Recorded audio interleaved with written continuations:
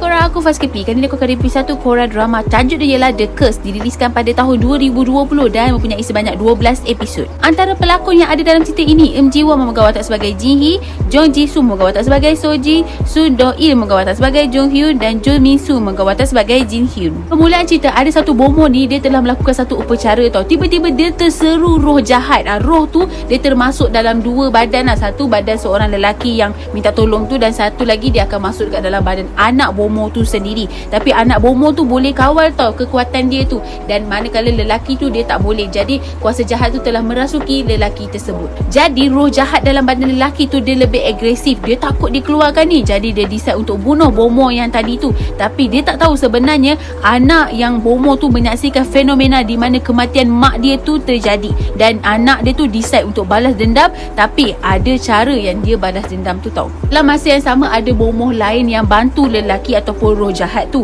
Kalau korang nak tahu kelebihan lelaki tu, dia boleh menguasai pemikiran seseorang tu dengan cara mudah tau. Kalau orang tu tak nak buat, dia boleh ikut pemikiran dia je. Dia kata okey, kau pergi bunuh diri, kau terkejut. Jadi orang tu akan buat benda yang sama macam mana yang dia fikirkan. Manakala anak orang bomoh tu tadi tu, dia ni boleh sihir, tapi dia perlu gunakan nama dalam tulisan Cina. Lepas tu dia perlu pegang barang orang tu. Contohlah barang kita, beg duit kita kan. Jadi dia pegang je beg duit kita, dia sebut nama kita dalam bahasa Cina, automatik sihir tu akan sampai dekat orang tu. Nanti budak perempuan tu dia akan berjumpa dengan seorang wartawan, seorang perempuan lah. Nanti perempuan tu pula dia dah berkahwin, ada suami dia pun polis. Pada awalnya wartawan tu dia macam tak percaya tau. Lepas tu nanti adalah satu scene yang menyebabkan wartawan tu sihir seseorang, dan barulah dia percaya sebenarnya budak tu ada kuasa, dan nanti dia akan bantu budak perempuan tu. Nanti roh jahat tu dia akan buat satu pokok besar tau, pokok buatan sendiri. Lepas tu dia akan gantung nama-nama orang yang dia nak bunuh gunakan sihir. Lepas tu dia akan invite 3 lagi bomoh yang agak terkenal untuk bantu dia sihir pokok tu. Maksudnya nama-nama yang ada kat situ confirm lah meninggal macam tu. Jadi wartawan tu dia dapat tahu tau nama dia dengan suami dia ada dekat pokok tu. Jadi dia kata, macam mana aku